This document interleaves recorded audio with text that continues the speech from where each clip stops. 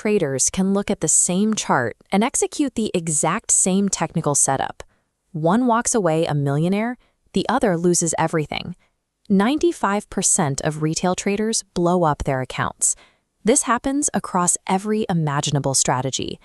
Every trade is being influenced by a built-in sabotage mechanism, an internal force that often works directly against your financial interest. Success in the market requires a high level of psychological endurance. Recall the last time you spotted a trade that looked mathematically perfect. You hit buy, fueled by the expectation of a significant gain. Then the price ticks down. That confidence turns to hesitation. You might panic sell to protect what's left. Or worse, you hold the position while it drops, hoping for a recovery that never comes. The top 1% of traders stay immune to this cycle. To understand their advantage, we have to look at Chapter 1 of Mark Douglas's book, Trading in the Zone. Most traders remain in the 90% failure bracket because they are busy fighting the market, unaware that the real struggle is internal. For decades, the industry relied on fundamental analysis. Traders spent their days buried in balance sheets, earnings reports, and economic data. They used these metrics to calculate a company's future value.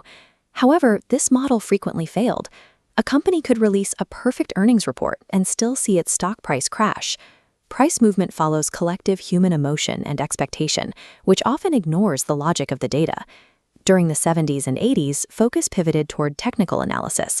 Traders began looking at price action to track how people behaved in the market. Charts act as a record of human decisions. Because people react to events in similar ways, they create visual patterns exploited for profit. Despite these recognizable patterns and the ease of access, the retail failure rate held constant at 90%. An analytical edge is ineffective if a trader lacks the mental framework to execute it when outcomes are uncertain.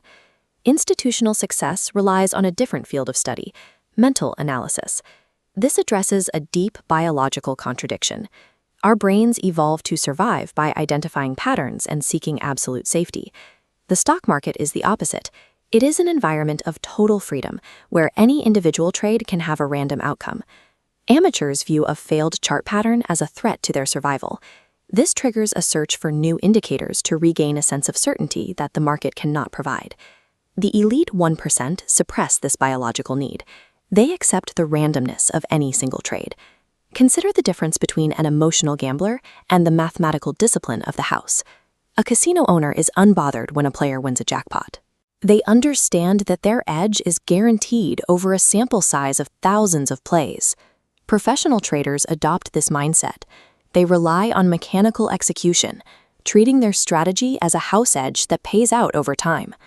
Moving from amateur to professional requires a shift in focus, away from predicting the next candle, and toward executing probabilities over hundreds of trades. Staring at technical charts for 8 hours a day in search of consistency is a misuse of time. Mark Douglas argues that consistency relies on rigid mental discipline, regardless of the amount of market information you gather. This is only the beginning. Chapter 2 details the specific psychological illusions that cause traders to freeze at the moment of execution.